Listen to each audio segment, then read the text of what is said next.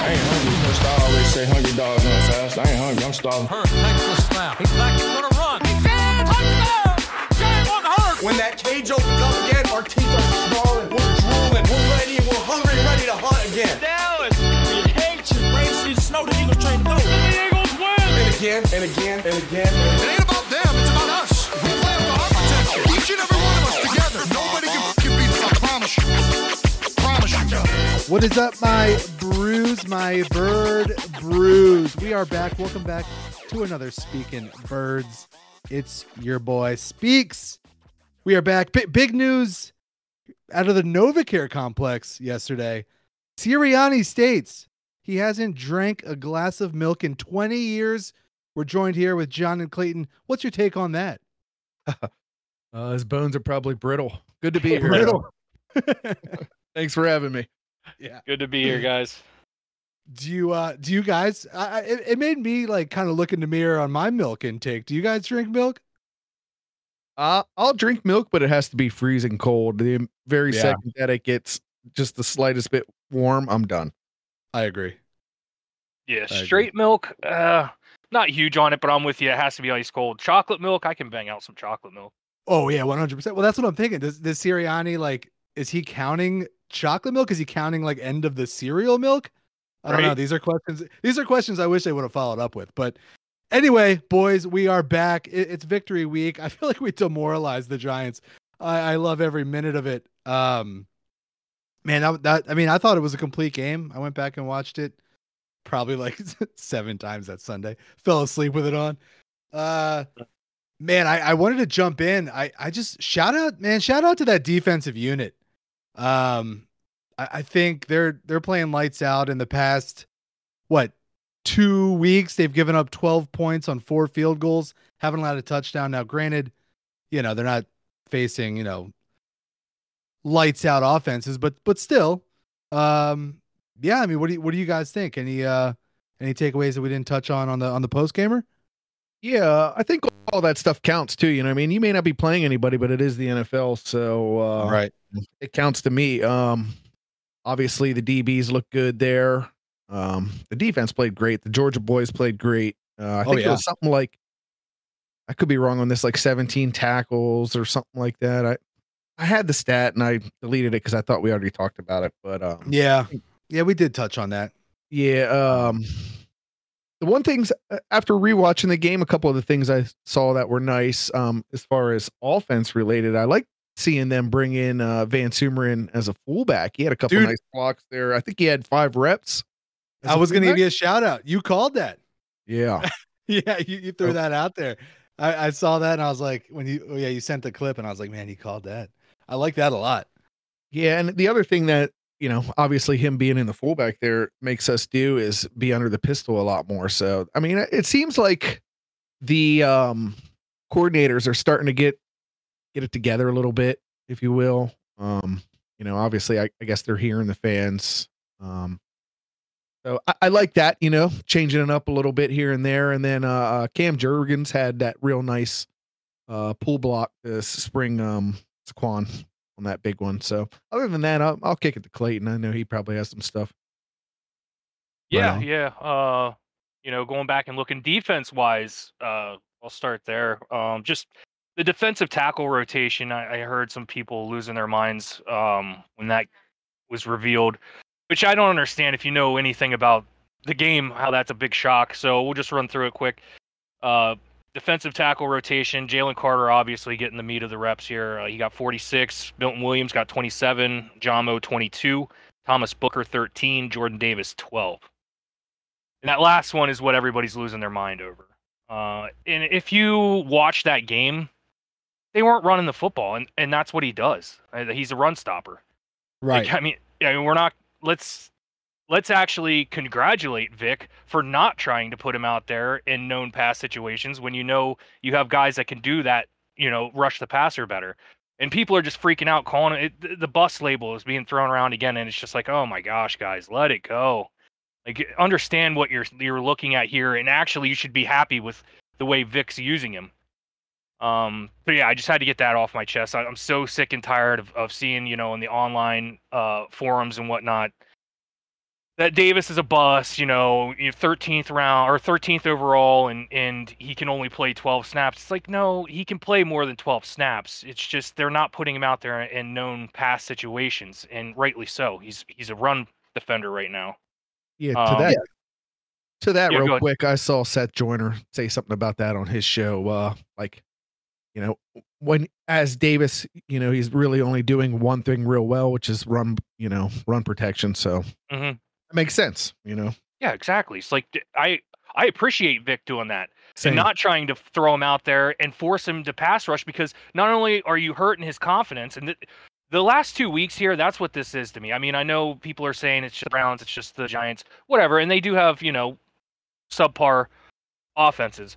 But dude, they're doing things correctly. Like, if you watch this week, the secondary was doing stuff that is really, really big time. Like, they're passing guys off to each other in zone, like, flawlessly. It was a thing of beauty to watch if you go back and watch the all 22. Just carrying guys, and it's almost the way that they're doing it, it's almost like it's has elements of man in there. So, like, the DB will ride the guy through his zone like he's manned up, and as soon as he's coming to where his zone ends and the next guy's zone picks up, he passes it off, and you can see that they're communicating and passing these dudes off to each other, not just coming off of him and letting this dude streak. And the guy that's in this Right. zone was like, oh shit, what the hell? No, they're communicating. It's like a fine dance. It's like watching a ballerina, out there. Yeah, I love It's that. I love that. beautiful. I love that. Yeah, because when you see it come to, like, when you see it, I mean, anything. This could be in like any sort of team related thing. When it comes together, and it's orchestrated perfectly, it just looks like a well-oiled machine. Like, I've seen a lot of, I mean, not to liken this to, like, I'm trying to think like an improv show. When you see like an improv show in a team that's working like perfect, you're almost like, man, it's like a ballet. I mean, it's a synchronized swimming. Yeah. It's beautiful to watch. Yeah, here's a stat that kind of complements the DB's neighbors coming into the game. He averaged 2.9 yards of separation against the Eagles. He averaged 1.4. Yeah. So they But did a good still- job of keeping him. but still says he was open the whole game. Yeah, I was gonna say. Yeah, they said, get outta here watch with the that. tape. I was gonna say, if you go back and watch, he really wasn't open all that often. And shout out to BG for locking him up. Yeah, Oh, man. Do you think we're gonna see more BG on wide receivers? Yes. No, but listen, I'm dead ass serious. You're gonna see these edges out there. I'm loving what I'm seeing from Vic. He learned so much in that Tampa game. I think that was probably the best thing that could have happened to hit that defense for him, because it made him make hard decisions and start, doing stuff that needed to be done. For instance, you're cutting Huff and Jordan Davis's snaps down, and you're setting them into what they do best, and that's it. You're not trying to force Huff to be a 3-down player. You're not forcing Jordan Davis to go out there and rush the passer. It's not what he does. It's not what Huff does, and he's doing that. He's running simulated pressure, so that's where you're seeing these guys get in coverage, like the edges, like Brandon Graham. Nolan Smith was out there. I don't know if it was last week, the week before. But that's a simulated pressure, and when he's doing that, it's working incredibly. Last week, in the Browns game, he was using Cooper DeJean on those simulated pressure. And what simulated pressure is, you're still bringing 4 people, but it's not the front 4. So you'll have a couple down linemen on the front, maybe drop back into coverage, and then you're bringing blitzers in to replace them on the line. And it messes with the offensive line. It messes with what the quarterback's seeing, what he's expecting. So I love the simulated pressure stuff that I'm seeing from him. It's a thing of beauty, and it's working great. So last week it was Cooper DeJean. This week, Nakobe Dean, and Nakobe Dean was damn good at doing it, man. I'll tell you what, for all the crap that he's been getting, he should have some flowers given to him this game. I mean, there was one rep where he got cut by the halfback. Yep. Gets up and still makes the play, dude. Like, that's relentless. As long as your defenders are relentless, dude, they don't have to be top tier. I'm telling you, effort wins the day. relentlessness wins the day most of the time. Now there are, I mean, obviously there's superstars out there that can, just star power you out. But for the most part, if everybody's playing relentless, everybody's on the same page, man, you don't have to have an all-star defense. You just have to have a unit that works together and doesn't give up and has each other's backs. And I think that's what we're starting to see. I think coming out of that Tampa game, that, like I said, that was rock bottom for me. That I was really starting to question what the hell is this team. The Question last your 2 driving weeks, patterns. Your driving patterns on the way for home. sure, for sure. But yeah, these last 2 weeks, 9 straight quarters haven't given up a touchdown. The defense, that's huge, and I get it. Garbage time there in Tampa for that one quarter, fourth quarter, and then you're playing a lesser opponent, but it doesn't matter. It's still the NFL. These teams can score at any time, especially in garbage time situations, and we're not giving up. So we're playing just as hard in the first quarter as we are in the fourth quarter, and that is a great thing to see, and it's showing up on tape. Yeah, 100%. And you mentioned it. It's people talk about it and bring it up ad nauseum. It's like the identity thing. But I was thinking about this earlier today. Are we starting to see it? Like, are we starting? It's not just, hey, we have some good defensive series or this and that. Or are we starting to see our identity peek through? I do think so. Obviously it makes it a hell of a lot easier when the D line is getting there, you know what I mean, for a sack. But I do think we are. I like the blitzing, it's a lot more blitzing than we've seen, I feel like, but I think we are, like I said, it helps a lot when the D ends and the lines getting there. That makes it easier on everybody else. Absolutely. And it was good to see in this game, there was a couple coverage sacks. So it was complimentary. Like the line was getting there and bailing out, the secondary where they didn't have to cover that long. But then in the instances that they did have good pass protect or they max pro, the coverage was just there. And Daniel had nowhere to go with it and got ate up by the line because, they're relentless. They played with a relentlessness that if they go into Cincinnati next week, just playing with the relentlessness that they had this week, they have a real shot to take them down. I think that Jalen Carter's second sack was a coverage sack based off of, I think it was Nolan Smith. I know Nolan Smith on that particular one had a really good, they almost did like I don't know what, high-low, yeah. Exactly. I don't know what they call it, but to me it's a high-low. He came in on the backside, forced him up, and Carter was just destroying through the center there. Yeah, to me that's a coverage sack. You know what I mean? Whether they give it to him or not, but in my opinion, that's a coverage sack. You know what I mean? Yeah, I'll tell you what. Just the communication that we're seeing, especially considering we have 2 rookies starting out there. Just in the secondary, the communication has been so good. Specifically last week, but even in the Browns game, I seen it. There wasn't a lot of glaring gaffes out there, Laura. You can just see oh shit, that guy's completely out of fucking position. What the hell happened there? The last 2 weeks we have not seen that, and that's big. I mean, that's these guys really starting to grasp what Vic's trying to do. They're coming together as a unit, gelling, communicating, and it's good to see that it seems like they have each other's back. You know what I'm saying? No matter what. And I know Chauncey's not having a great year statistically wise, but I think he's a big part of that, man. I think that dog mentality, it's everybody against us. He really brings that to this unit, and I think they're buying into it. I also think the takeaways are going to start coming. That's a point I wanted to bring up. Yeah, when you're doing everything right, the takeaways will start, I think, and they'll come. Yeah. So this defense has been balling out as we've all recognized, but there's one piece that's missing, and that is the takeaways. Yeah. So let's take a look at it. Let's see. The Eagles have 353 defensive plays this season and only 2 takeaways. Obviously those were Blankenship's interceptions. Let's see. And these are some stats from an article Rube wrote. Let's take a look. None of the last 23 Eagles sacks have resulted in a strip sack. So yeah, there's Wait, what? I thought there was a strip sack last week on lock. Jalix Hunt had a strip sack for his first sack of his career. I'm coming after Rube. I know coming after Rube. I'm coming after Rube, man. He's gonna block me. I swear. The minute we hang up this podcast, I am on him. Okay, I got to look at that because 100%. I watched it today. Hey, look, we're not perfect, but those other stats guys are perfect. They're only not perfect if you get called out. All right. The fact of the matter is, I blame Rube.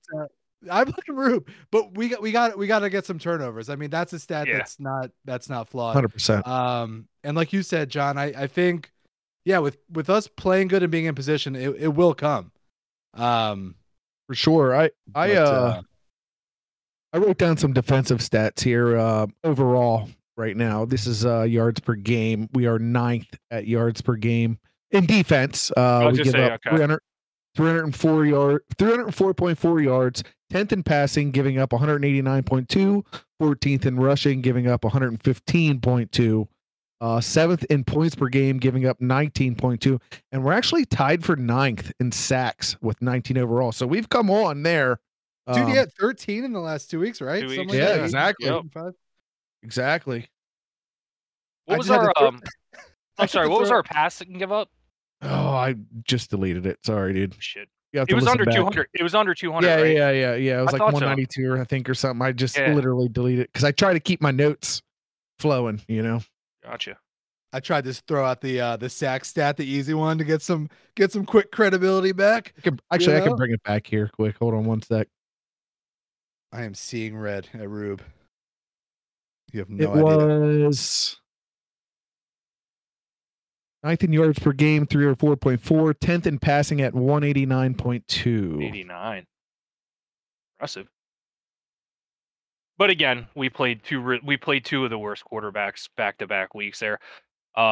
This next week we're playing one of the best quarterbacks in the league. Right. So it'll be the test. I got a couple hot offense stats now before this game here. For the first drive of the football game, the Eagles are dead last in efficiency. And on those drives, it's almost a 30-70 run pass split, 30 being the run. Yikes. You know what's really incredible? And this thing, like thinking about this, it blows your mind. We haven't scored a first quarter point this entire season, and we're 4-2. Yes. What the hell? That shouldn't be. I'm telling you right now, that shouldn't be. And if they don't fix it, we're going to start losing. It's going to start costing us games.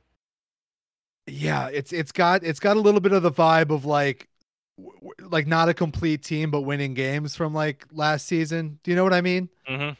But yeah, if we clean that up, I mean, this team could be scary. Yeah, you're 100% right. I mean, if we can get first quarter back under control, this could be 22-esque. Like, we could start jumping on top of teams in the first half and then using Saquon to run it out. I mean, just control the clock the rest of the way. Here's another crazy one. The Eagles lead the league in explosive plays of 40-plus yards. They have 10 plays of over 40-plus yards. 4 of them are Saquon, and Saquon is tied for second among all players with 40-plus. Piece of beast. And then if you want to even get a little crazy, Saquon has 3 rushes of 50-plus yards. From 2019 to 2023, the Eagles had 6 total. Wow. So like we have 2 cheat codes. We have Barkley absolutely. and we have Brown. I mean, those 2 are just they're game changers. I mean, they seriously for them. This is another fun little stat. I think it's from this year entirely. In single coverage on AJ Brown, when Hurts goes to him, he's 16 for 16, 300 and some yards and 3 touchdowns. Jalen Hurts has a perfect passer rating, obviously. So these teams leaving AJ in single coverage is ridiculous to me. Like, please keep doing it. But if you're not going to do it, guess what? You're going to have to take somebody off of somebody else. And well, that's what happens when you load the box. You get single coverage out there. You know what I mean? So like, that's just what I'm saying. Like, you're screwed. You're screwed either way, because we could beat you a multitude of ways. And I get it, Goddard's out right now, so that's one less weapon. But I'm liking what I'm seeing from Dotson. I get that he hasn't been involved, but I think he's going to bring more to the table further on in the season here, and he's going to bring way more than oh my gosh, who was the guy that was with us last year? The Watkins. Watkins, yes. He's going to bring more than Watkins ever would have this year. It's coming, trust me. I'm liking what I'm seeing the last couple weeks from him. I think he's starting to really get into a groove here. Here's something crazy. Saquon again, if we're going back there, seventh player in NFL history to rush for 650 plus yards, 5 plus TDs, averaging 6 plus yards per carry through 6 games in the season. The only others are Adrian Peterson, Jamal Lewis, Terrell Davis, OJ Simpson, Jim Brown, and Jim Taylor. OJ, shout out. Or I'll be furious at me for that. I mean, the dude's just a monster, dude. Yeah. Yeah. I'm so glad he's a Philadelphia Eagle. And I'll tell you what, not only just for what he does on the field, like off the field as a teammate, like I know it's been floating around. And Nick said it in his presser. He's like, I went up to Saquon on the sidelines and I was like, you're 13 yards away from your personal record. I'm going to take the offense out here if they don't score. Do you want to get this? We can get this for you. And he was like, nah, I'm good, man. Let the young boys eat. And you go back and they actually filmed it. Nick wasn't lying, surprisingly. It went down exactly like he said. And I was just, dude, like it gave me goosebumps watching that. I'm like, man, Saquon is just a great dude, man. A great football player, a great teammate, just a great dude. Thank God he's a Philadelphia Eagle and not wasting away in New Jersey anymore. I'll tell you this, what's actually cool about that real quick, Alex. I'm sorry. Will Shipley got his first carries in the NFL and his parents were in the stands. So I think that's even cooler. That's great. Got to root for Will Shipley, yeah. Yeah, I love it. Saquon Barkley, NFC Offensive Player of the Week. Second time this season, second time with the Eagles. And I believe as a Giant, he only won it 3 times in, what was it, like 7 years? That's terrible. Yeah. Also, third in rushing yards overall with 658, although a game behind. I was going to say he's a game down too. Tied for 7th with 5 TDs, second in yards per game with 109.7 behind Derrick Henry. Wow. What do you guys make, and not to swing it on a down on a downward spiral, but Jalen Hurts. I mean, it seems like our offensive identity is starting to lean on our playmakers and running the ball. Rightfully so, but what did Jalen Hurts pass last week? Was it like 14 passes or something like that? Yeah, it wasn't great. I forget exactly what it was. Although I do have his overall stats here. He's 21st in yards with 1,308, 20th with yards per game at 218. Tied for 18th in TDs at 7. But he also only needs, I think, 1 to either tie or break McCoy there overall for the Eagles. Kind of like swing back. Like, are we worried about Hurts' ability to take over a game and throw? Well, here's the thing. And I'm glad you said that too, because I did want to talk about this. Like, so there's a bunch of stuff in this game where we see him miss the progressions, if you will, and then immediately on the next play, either throw for a touchdown or find the progression. So it's like, maybe we were saying it all along that he just isn't going through the progressions the right way, or maybe Kellen Moore's offense has a completely different progression. So the one is the, I guess they called it a wheel route. We'll call it a rail route to Saquon out there. But the first progression was inside he was looking, which I don't, if that's the right progression, to whatever Kellen Moore wants to do there, then at the same time, he's got to broaden his vision. You know what I mean? So I don't know. I'll let Clayton speak on that. He's got to come off his first read quicker. He's sticking with it and he's holding the ball, and that's a bad formula. If you and that's something that I don't know if he's going to learn, because it's something like it's intuitive. It's like, okay, you're watching this. It's like you have to make a split-second decision. Do you think this guy's going to come out clean on the other side of the route here or not? Well, if he's not, then get the fuck off it and go to the next progression. If you look at that one, that guy's running through traffic. So are you waiting on this big play? You know what I mean? Like, there was a lot of stuff in the middle there on that one that, Saquon's going out wide. Yeah. You know what I'm saying? So like, just So with that common sense, you know yeah. what I So mean? why It's are you like, staring it down Yeah. if there's that much and you got to wait that long? I mean, and next week, dude, Hendricks is going to be a problem for Fred Johnson. He's an elite pass rusher. So Hurts isn't going to have time to stand there and stare at his first read and hold the ball. He's going to have to get through his reads, or we're going to see, what we seen last week with the and to answer that, he did address why he just fell down there on that first. I think it was first drive or second drive where he just fell with nobody around him. They're doing that to protect the football. That's Yeah. something that's Yeah. being coached. Which I like. Yeah, and I was mad at first. I'm like, what are we doing? Let's extend the play. But I Yeah. definitely understand it, dude. Do not give up the turnover. yeah, exactly. So I mean, and that's a problem. He's locking in on first read. He's not getting off it quick enough. And by the time he does get off of it, stuff that was open is no longer there, and plays are breaking down. And I don't know how to fix that for him.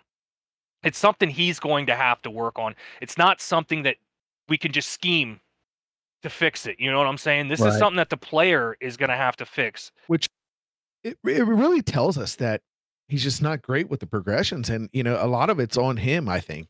It I is. hate to say that, you know what I mean? But it is on him. Yeah, I mean, then the next down, he's running right through progressions, looking great. And Yeah, I was gonna say, yeah, right. run for 10 yards because there's nothing there. It's like, Right. Jesus. yeah, it's inconsistency, and I don't understand it. It's and I heard this quote earlier in the week, and it's the truest thing I've heard thus far.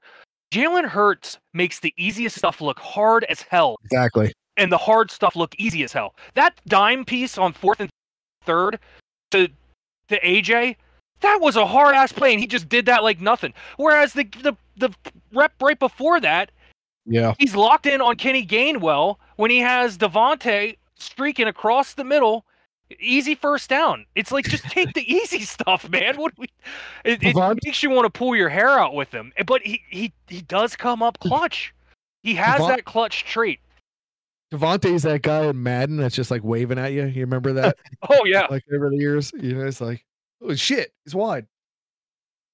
And he was. That was egregious. But I mean, it is what it is. I will just to not go all negative on him. There are stuff that I'm seeing that, especially coming out of the bye, that he's addressed. He's not putting the ball in harm's way as far as throwing, which was big. And if you watch him in the pocket, when he starts feeling pressure, bam, he's immediately putting that second hand on the ball. He wasn't doing that before. So that's a big deal. And I think that was coached, and I think that was also like his scouting, self-assessment. You got to take care of the ball if we want to do anything this year. This offense, can't get derailed with turnovers. And he's been doing a really good job of that. So I'm happy with that, but there's still like the other little stuff. And it's been there since day one. I mean, it was the knock coming out of college. He's a one-read quarterback, he can't get through his progressions. He's quick to bail out of the pocket. These are all things that are still prevalent.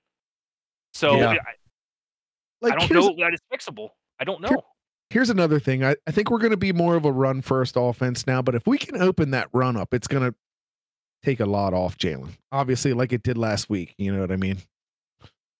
Yeah. So, and that's something that also I heard, and we can't go crazy with it.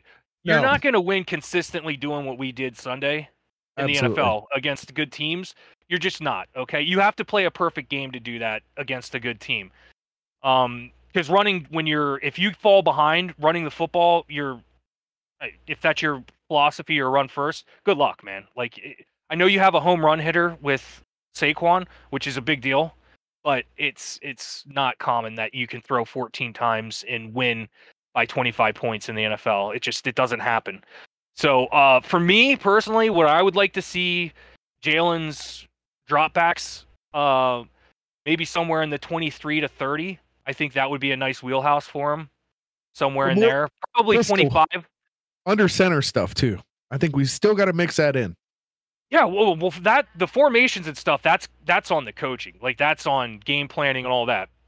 I'm just saying from Jalen, wherever he's lining up, under center, pistol, shotgun, I only want to see him throwing the ball 25, 30, maybe 35 times, depending on what's happening in the game.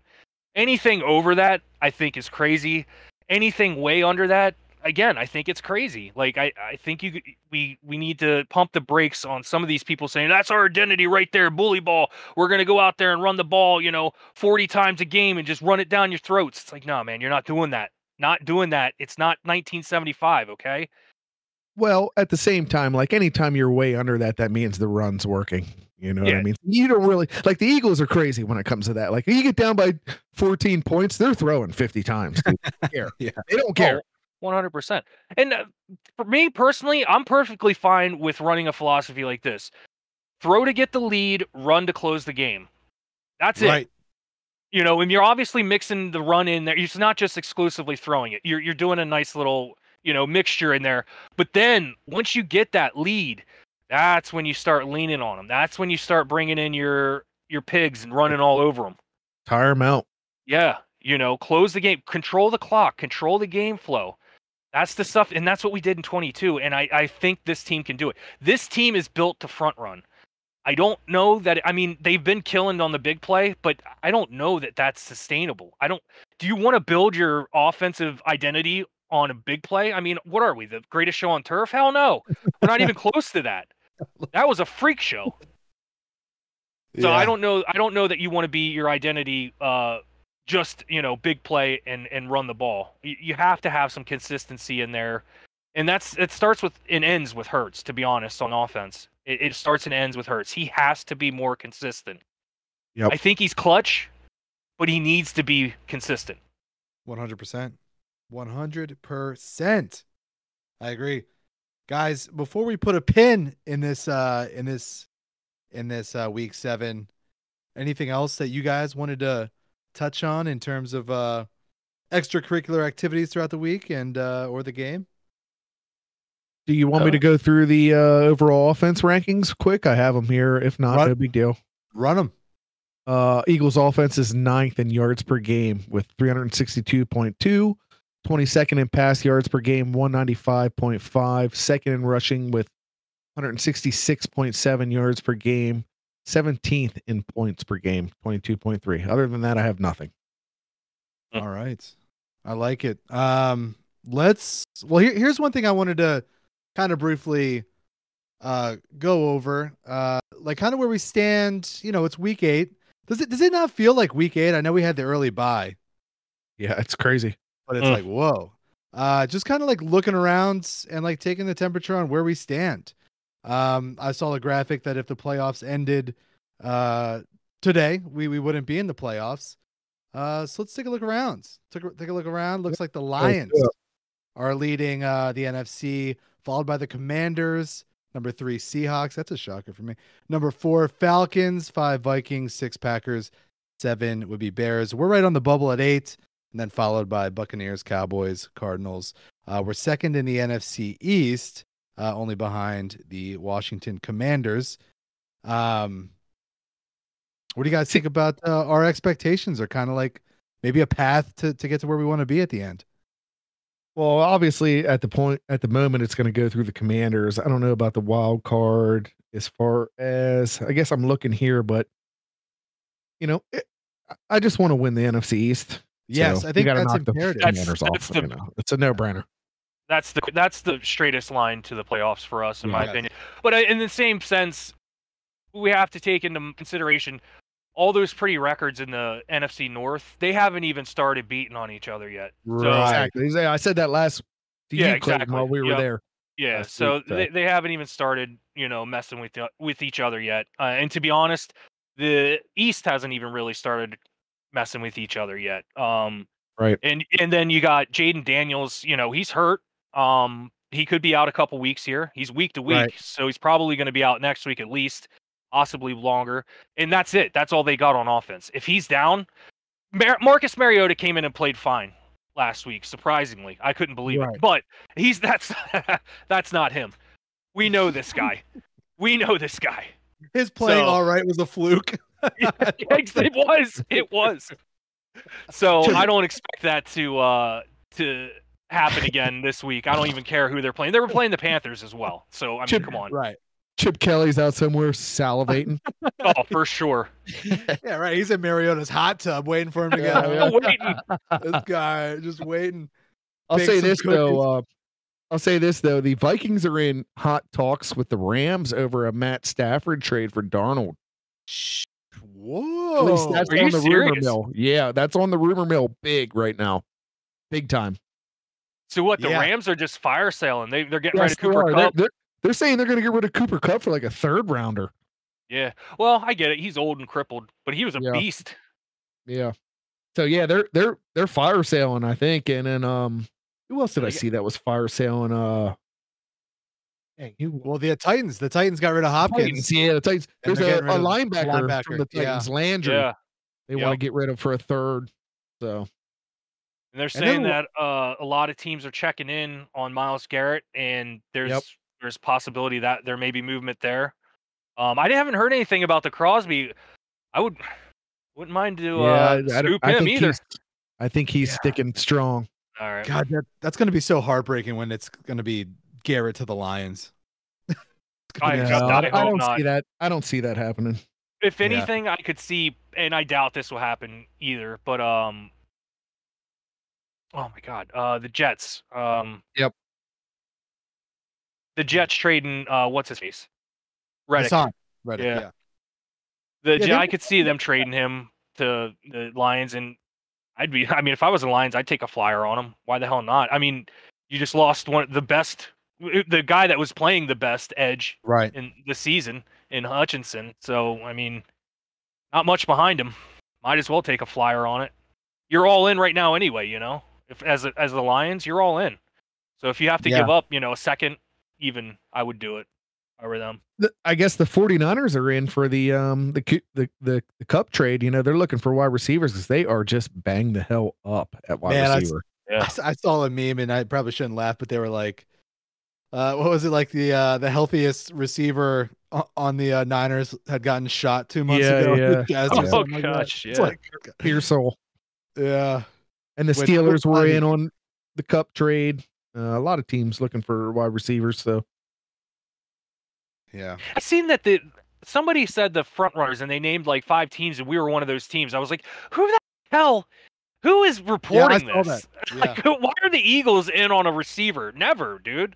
We don't need a receiver. We just traded a third for our third receiver, and John Dotson. So, like, why are we? I don't understand what. Maybe it's because Howie, calls about everybody. So maybe they're like, that's why. I think he does. I think he does, which I love. Yeah, me too. Me too. So I know he does. He's very open about it. He calls about everybody. He never sleeps, he says. I also saw the Chiefs traded to the Titans for DeAndre Hopkins, and then the other trade I saw was, or not trade, the Texans signed Devin White. So they'll probably, your coach is one of the best linebackers ever. Not maybe the best linebacker to ever play, but he's a very good linebacker in D'Amico Ryans. So he was an elite linebacker. Yeah, maybe he'll have something there. I don't want to say best linebacker to ever play, but yeah, he was elite in his day, though. Yeah, animal. When he was in the league, he was one of the best linebackers in the league the entire time he was there. Even in old age, he was great. We'll see what happens there. I don't think I saw anything else. Did the Bills get somebody? I forget. Yeah, they traded for somebody.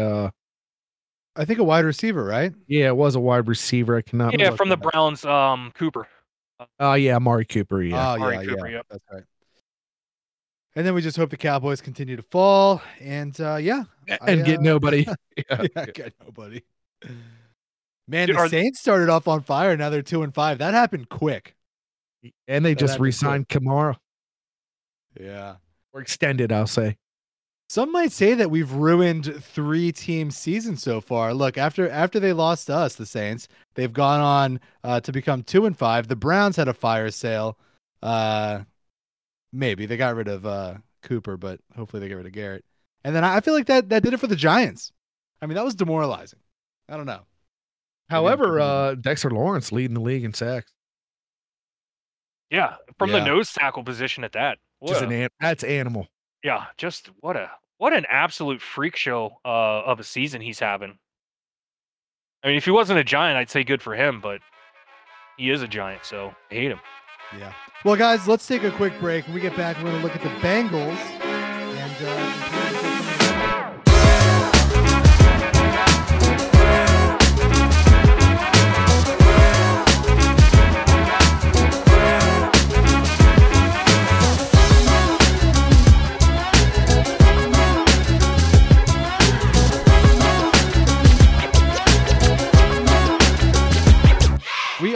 back. We are back, and we're looking ahead. Week 8 matchup against the Bengals. Guys, what do we think? Let me have it. Shoo. I think it's going to be a tough game, but Me too.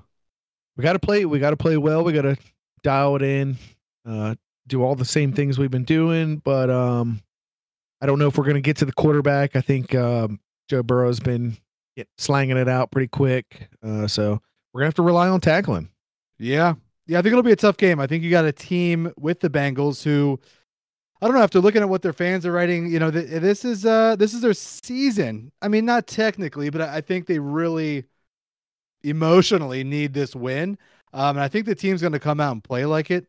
I think for their team, they're going to go all out. And hey, we're going to see what this Eagles team is all about as well. I think it's a good measuring stick. Yeah, you got Jamar Chase leading league in receiving yards with 620, and then Joe, it's Brittany bitch Burrow with his highlighted tips there, throwing for 14 TDs and 2 picks. He's playing pretty well, even though they're 3 and 4. So it'll be kind of crazy to see what Vic schemes up for him, I think. Yeah. Well, we're gonna see. I think we're gonna be able to see some Cooper Sharp on Chase. Jamar working from the inside, Oof, right? yikes. I'm a little nervous about that. But yeah, I don't know. That Bengals team seems soft. There's no I don't know. There's no grit to them. I'm not really worried. I'm worried about the game as a whole, but I don't know. I feel like they're soft. I feel like we've kind of developed this ravenous identity. I'm ready to go in there and let it loose. Ravenous wolves. Ravenous wolves.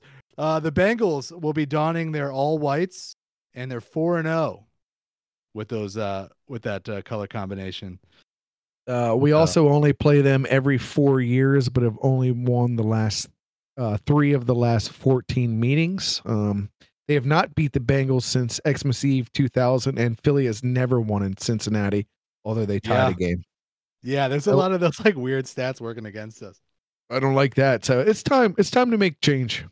Well, Dude, I mean, here's a stat to refute that. The Bengals are 0 or haven't won a game at home this year yet, so they haven't won there this year. We haven't won there this year. Let's get in there and get a win.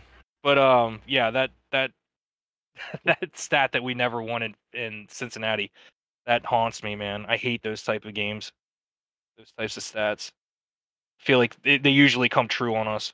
Yeah, I know. And it's a CBS broadcast. I tried to look at a stat on our overall record for a CBS broadcast, but I couldn't find it. But man, I hate those.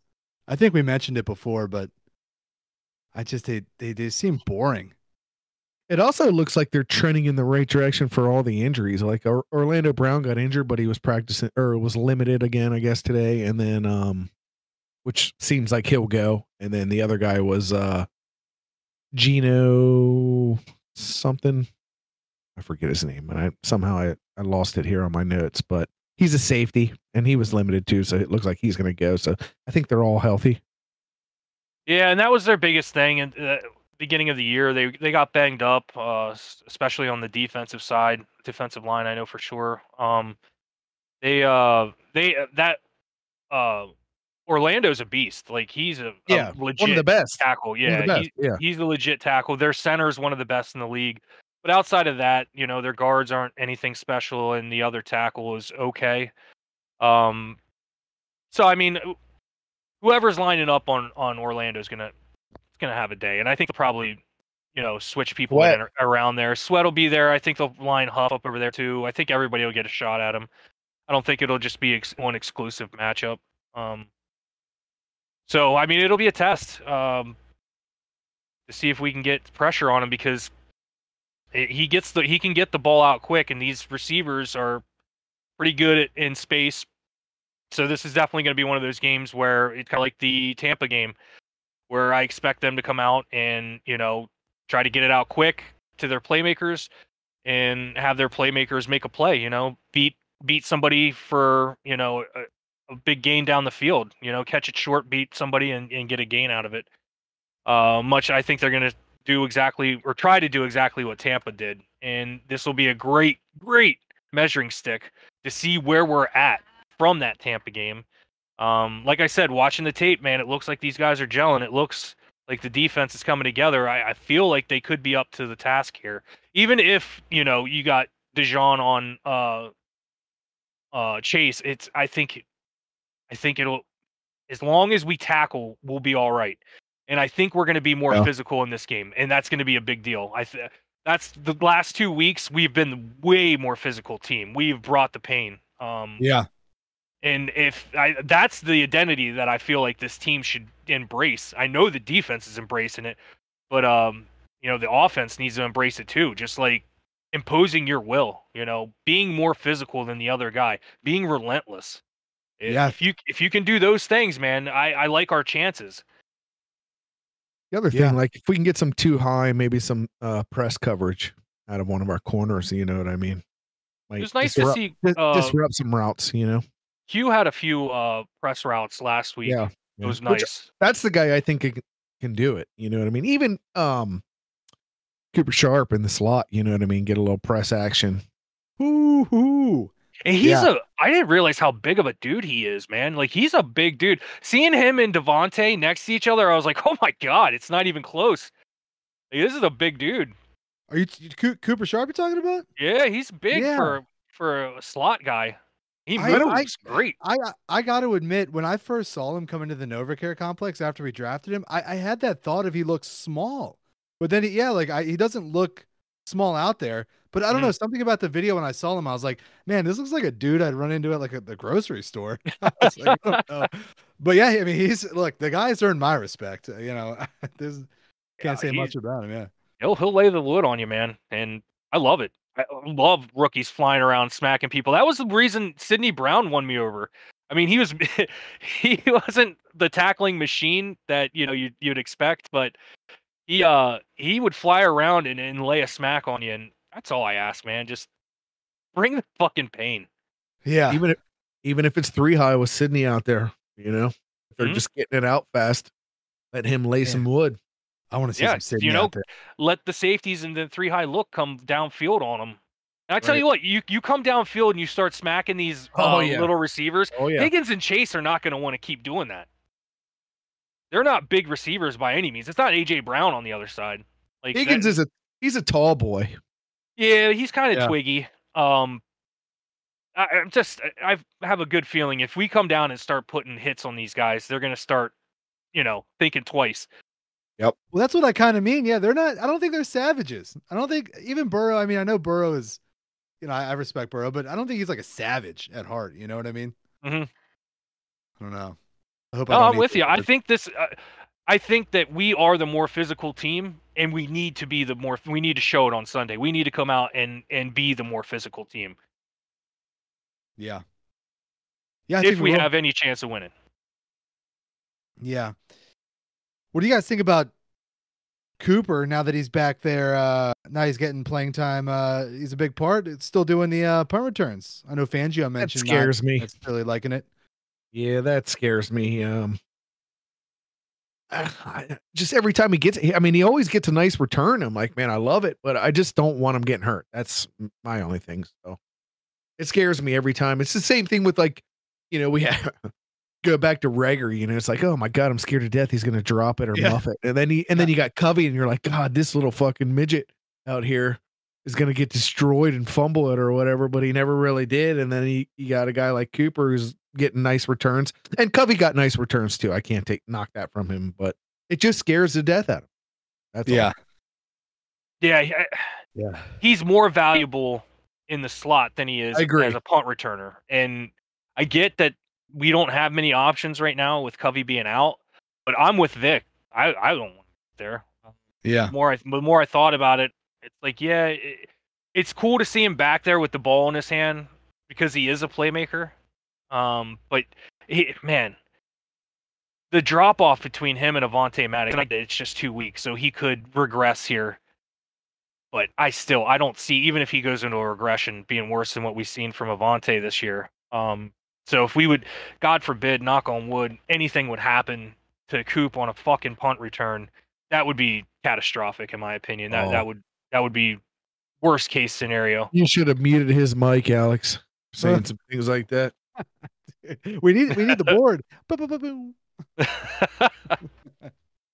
Jesus Christ.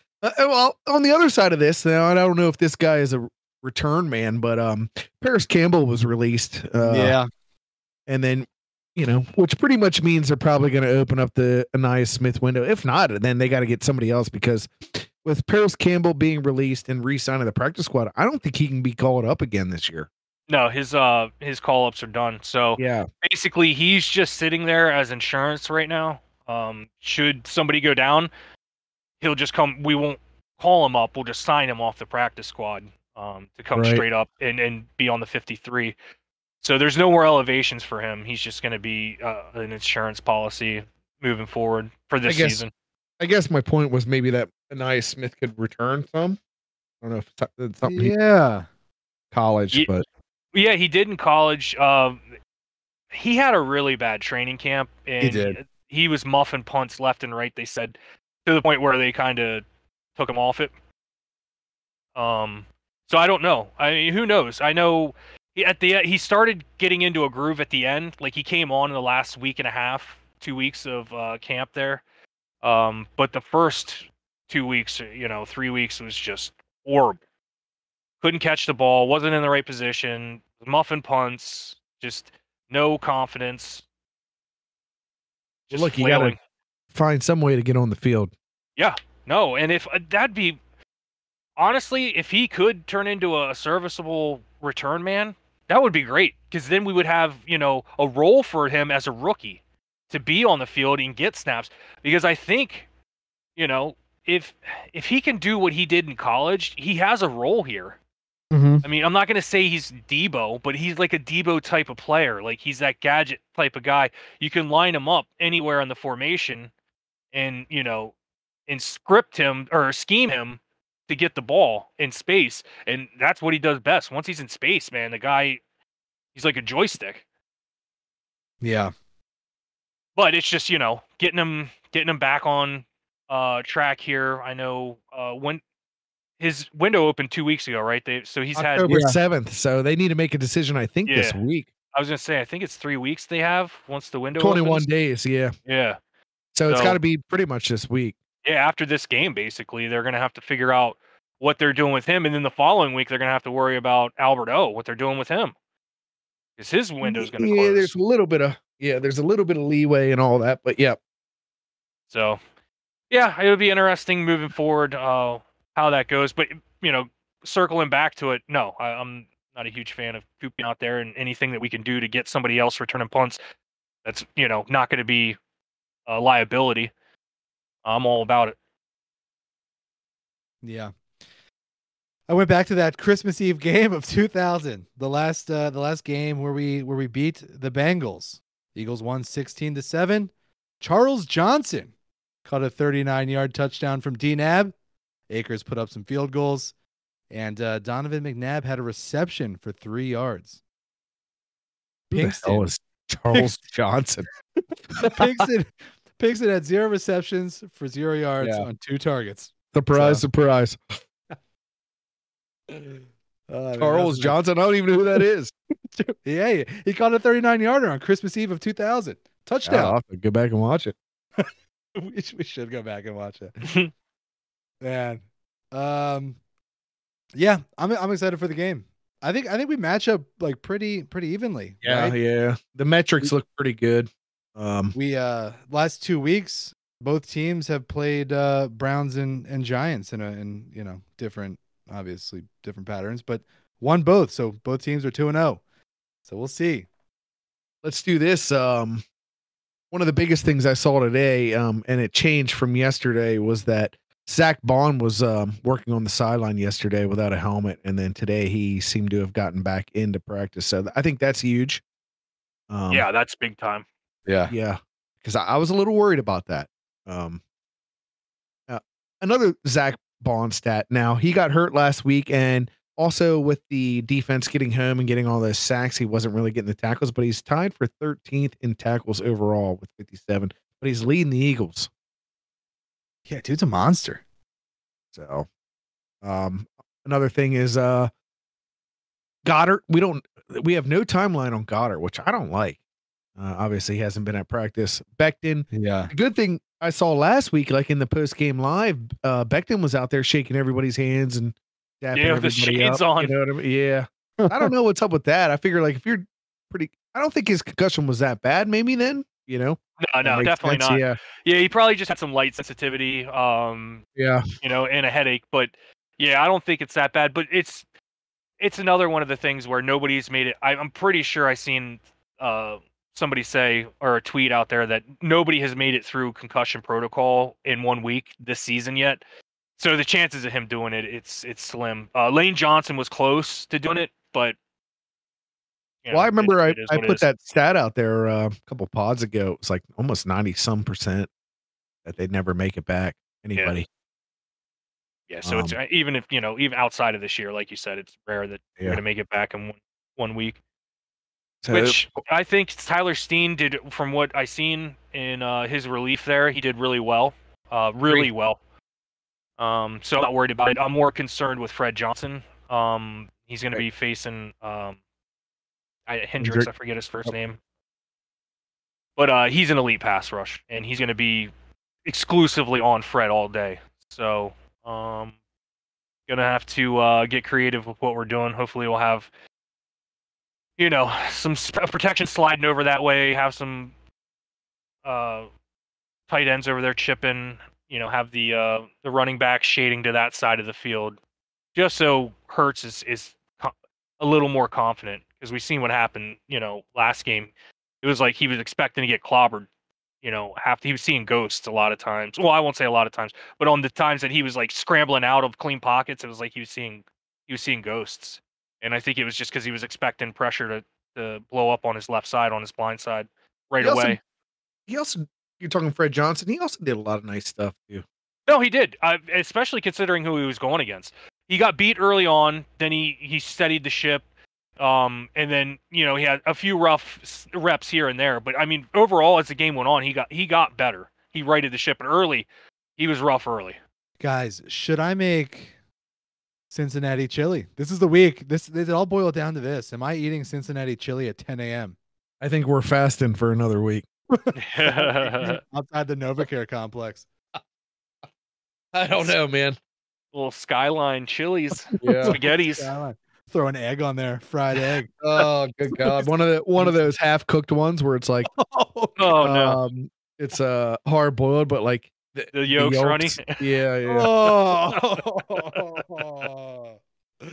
No, I'll do it for sure. Yeah, we'll make this just destroy some. Man, there's savages. Those Cincinnatians eating this stuff. I'm gonna do it. I think I'll do it Saturday. All right. Well, let me ask this. I have kind of a fun question here. All right, let's get it. I don't know if this is the end or not, but this is the end. In a miracle world, I'm not talking about the roster now or whenever, however you guys want to interpret it. If you were signed by the Eagles today in any position, what position are you playing and why? Man, that's a good question. Let's see.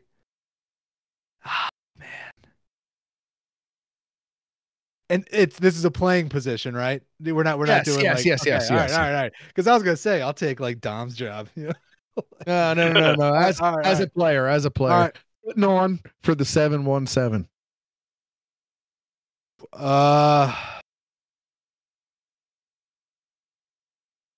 Man, I'm trying to think about. I think the childhood me wants to be the quarterback. I think I'd have to be I'm trying to think of who gets hit the less. Not really trying to get out there and get banged up. But that's not happening, I don't think. Maybe a punter. Nah, you can't walk around like a punter. That's not cool. Place kicker. Yeah, but that's a lot of pressure. I don't know. That is a ton of pressure. Long snap. In the snow, late in the season in the snow. Oh, yeah. Long snap. Long snapper. Yeah, they're not allowed to hit you. Yeah, That's Rick Lovato. Are we talking about like me as I am? Talking like you're I'm talking like you're a monster. You're gonna come out. Like, what position are you actually gonna play? I'd probably in that case I would like to be quarterback, but I'm gonna go like a wide receiver. Mhm. That's just getting the ball, getting to the ground, No, just like I'd finesse my way out of like the big hits. Oh yeah, I would Lockett, Tyler Lockett. Yeah, like I'd be a red zone threat, just chiseling the red zone, working the sidelines. Or Sega Whiteside style. Yeah, I think I'd go wide receiver, and then you get to be a diva. That's great. Yeah. I'd go wide All right. receiver. Clayton. Offensive side of the ball, I would definitely be a tight end. Yeah. Oh, that's cool too. Yeah. You get that blocking, and then you get to catch the ball. I love Get it. to drink beer. You're not really needed to like be that chiseled. Yeah. And then if I was going defensive side, I'd want to be an edge, 100%. I like those.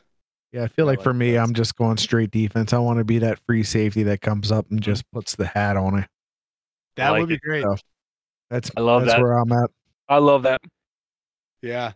What position would you not want to be if you were thrown out there? I would say offensive Probably line, man. I can't anything take the hits. I'd say probably receiver. I don't want to get. Well, they don't. They kind of protect them more and more. You don't really get hammered over the middle anymore like you used to. But like that scares the death out of me. Yeah. Cornerback. I would not want to be a corner. That's too many rules against you. It's like one of the toughest positions on the field to play. Running backwards. All reactionary. Yeah, it's all reactionary. Like, nah, I'm good. I want to dictate. Even, playing defensive edge, you're kind of dictating more than you would be as a corner. Like, you're moving up the field. Like, corner is all reactionary. I don't like that shit. Yeah.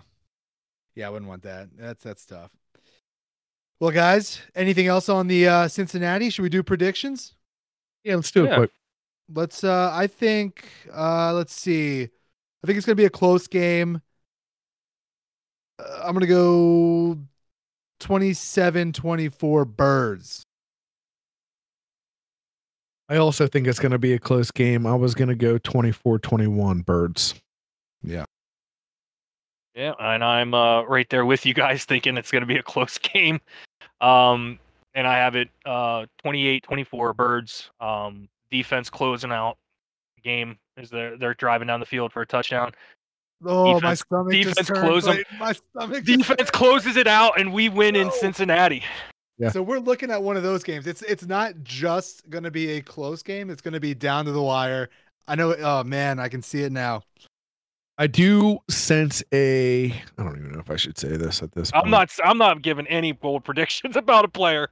I refuse. No player prediction here. I was thinking about a fucking takeaway.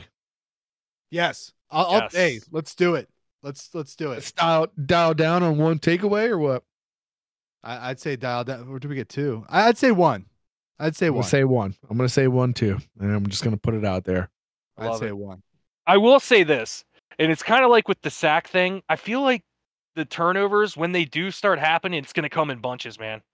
Yeah, I agree. Like the sacks, we weren't lighting it up, and then boom. I mean, look, 13 in 2 games. Am I wrong to think that that's great? I mean, that's like Vinny Curry did say that on the PHLY podcast. Yeah, saw that. Yeah, he was like, once it starts going, it really gets going. So hopefully they continue to stack them up. Hell yeah. I'm not even going to talk about the first quarter. So yeah, the first quarter is going to take care of itself. We don't need to say shit about it. Right. Yeah. I think it's good, guys. We're out of here. Let's stack that dub. If you guys want to write into the show. Yeah, somebody. Please. SpeakingBirds@gmail.com. If you want to call into the show, 215-469-1480. Somebody call in. Before I do it, I'm just gonna sit around Friday, have some beers, and call into our own show. How pathetic, guys. Let's get a dub here. We'll see how we doing the post gamer. Yes, sir. Let's go, Birds, man. Go Birds. Go Birds.